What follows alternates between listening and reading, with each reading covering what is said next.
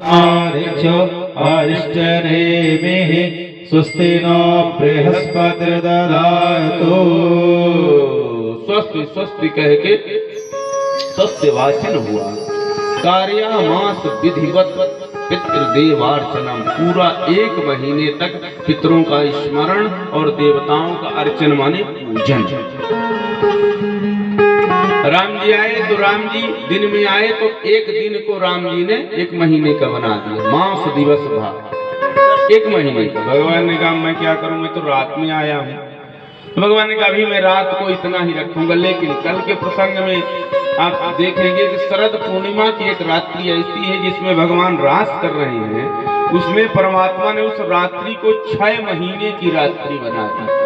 राम जी 1 महीने के दिन बनाए तो भगवान कृष्ण ने 6 महीने की रात्रि बना दी। रात्रि इनसे कहने लगी कि वो सूर्यवंश में आए, दिन में आए, तो ये सब हुआ, हमारे में क्यों नहीं? तो भगवान ने कहा थोड़ा धीरज धरो, उनसे भी ज्यादा मैं करके दिखाऊंगा। खूब ब्राह्मणों को दक्षिणा दी गई है दिव्यता के साथ। यहाँ गोपियों के सजने का विधान है। मैं आप लोगों से कह देता हूँ ना कि बढ़िया बढ़िया साड़ियां पहन के आइए, बाबू भैया कुर्ता पैजामा पहन के आए। आप ये न समझे कि कथा की रोचकता के लिए महाराज जी कह रहे। यहाँ भागवत जी में सजने का वर्णन है। आज गोपियां सजने लगी। अरे एक गोपी की आप दफा देखिए और भाव देखिए तनिक। उस गोपी की उम्र हो गई 95 वर्ष। कितने वर्ष? 95 वर्ष। आज जब पता चला उसे कि नंद लाला भयो है, मारे प्रसन्नता के मारे 13 वर्ष की उम्र में उसका विवाह हुआ था। तो जो लहंगा और चुनरी 13 वर्ष में पहनी थी, आज उसी लहंगा चुनरी को निकाल ली। 13 वर्ष वाला। अच्छा 13 वर्ष में 95 वर्ष में तो बहुत अंतर है। अच्छा बेचारी को दिखाई भी नहीं दे रहा था, पर उत्साह उसका बड़ा गजब का है। इस बात में प्रणाम करने लायक है। तो बेचारी समझ नहीं पाई, तो जो नीचे पहनना चाहिए ऊपर पहन ली, जो ऊपर पहनना चाहिए वो नीचे पहन ली। पर उसका भाव कितना सुंदर है। हमारे भगवान आए हैं, हम उनको लिए सजेंगे और उनका दर्शन करेंगे। सोचिए, शास्त्र कहता है फटे पुराने मटमैले कुचैले वस्त्र नहीं पहनना चाहिए। लेकिन आजकल के हमारे फैशन परस्त बच्चे, आप देखिए कि पैंट शर्ट ऐसा पहनते जानबूझ के फटा। हे भगवान, जाने कैसा फैशन आ चुका है। इससे कहीं न कहीं दारिद्रता का निमंत्रण होता है। इसलिए साफ सुथरा वस्त्र पहनना चाहिए ताकि मन साफ सुथरा रहे। फटे पुराने मटमैले कुचैले आप पहनेंगे तो मन भी आपका उसी प्रकार मटमैला कुचैला फटा हुआ मन होगा। लोग कहते हैं आजकल मेरा मन नहीं लग रहा, तो कहां से मन लगे? अच्छा, मन की बड़ी विचलता है। मन एक ऐसा है कि 2 करोड़ की कोई चीज मिल जाए ना, तो फिर मिलने के बाद 2 कौड़ी की, और 2 कौड़ी की चीज ना मिले तो 2 करोड़। ये मन की बड़ी विडंबना। एक संत जी एक बूढ़ी माता के यहाँ पहुंची। वो बूढ़ी माता बड़ी भक्त थी संत। कोई संत आ जाए अपने घर में तो जब तक उन्हें भोजन न कराएं तब तक जाने नहीं देती। उम्र काफी हो गई थी, 90 के ऊपर चल रही थी। एक संत जी आए, बोले महाराज बहुत अच्छा हुआ आप पधारे हैं, आप भोजन कर लीजिए। संत गया ठीक है माता। बढ़िया अपने हाथ से बढ़िया भोजन बनाए, पकवान बनाए। अब अकेली थी तो सामने थाली परोसी, वहीं बैठ गई और हवा करने लगी। संत जी थाली में सब रखा, लेकिन बूढ़ी माता को पापड़ रखना भूल गए। पापड़ रखना भूल गए। अच्छा, मन की विचलता आप देखिए। अच्छा भूल गए तो भूल गए, लेकिन संत जी को इतना सब कुछ थाली में है तो वो समझ में नहीं आ रहा। नजर पापड़ में, पापड़ तले हुए रखे हुए, लेकिन बूढ़ी माँ दी क्यों नहीं? बेचारा ऐसे कहूंगा तो जाने क्या मन में लगे। तो माता जी ने पूछा और महाराज आने में कोई समस्या तो नहीं हुई? नहीं, वैसे तो कोई समस्या नहीं हुई, पर एक समस्या आई। अच्छा इनका कौन सी समस्या? बोले माता जी एक सांप मिल गया। सांप मिल गया? हाँ, छोटा था, छोटा नहीं था माता जी, बस इस थाली से उस पापड़ तक, बस इतना ही। इससे क्या था? तो माँ ने देखा, अरे महाराज जी पापड़ मैं भूल गई डालने के लिए, बस सांप उतना ही बड़ा, बस पापड़ मिला। तो ये मन की भी चलता रे भाई, इतना सब कुछ पापड़ में क्यों तेरा दिमाग खराब हो रहा, पर मन का स्वभाव है। आप लोग कथा में आए हैं, देखिए आप लोग आगे से आ गए, अब जो पीछे से आ रहे हैं ना, तो उनका आपका मन वेलकम करने जा रहा है। मैं आ गई, वो नहीं आई, क्या है पड़ोस, पता नहीं क्या हो रहा है। आप आ गई हैं, बहू अगर अकेली हैं तो बार बार चाबी पकड़ेंगे कि है कि नहीं। अगर वहीं छूट गए तो कहीं ऐसा न हो कि बहू तिजोरी में तू घात नहीं लगाई है। अरे भैया उन्हीं का है, छोड़ दो। अब बुढ़ापा आ गया है, आप भी तिजोरी में तो आपका मन लगा हुआ है, छोड़ो। उन्हीं का तो सब कुछ है, वो उत्तराधिकारी बन के ही आए हैं। ये झंझट से मुक्ति पाओ। भोले बाबा, ये जो कुबेर है ना धनाध्यक्ष, कुबेर धनाध्यक्ष की जो ताले की चाबी है पता कहाँ रहती है? बाबा शिव के पास, सुरक्षित, जो आपके पास सुरक्षित रहेगी। तो जब कुबेर ने कहा महाराज आप रख लीजिए प्रभु, तो भोलेनाथ ने कहा रख दीजिए, इसी त्रिशूल में टांग दीजिए।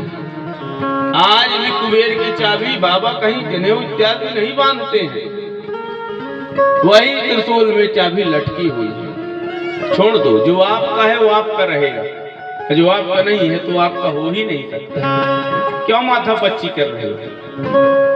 उम्र हो गई तब भी अभी लोग गिन के कहीं कुछ ये सब छोड़िए, अब भगवत भजन में लगिए, क्योंकि अब आपकी उम्र कुछ कह रही है। हमें ईश्वर संकेतिक भाषा से समझाता, संकेत देकर। डायरेक्ट समझाएगा तो हम आप भाग खड़े होंगे। हमारे गुरुजी कहा करते थे, अच्छा है भगवान बोलता नहीं, अच्छा है भगवान बोलता नहीं, और अगर बोलता तो कोई भगवान के पास जाता नहीं।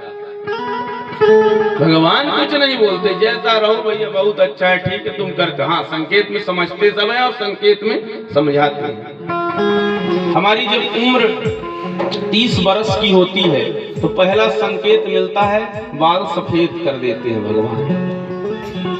घंटों बर्बाद कर रहे हो, दर्पण के सामने खड़े हो, कभी यूं करते हो कभी यूं करते हो, वैसे वैसे। अब बाल पक गए हैं, मानो बुढ़ापा घेरने वाला है।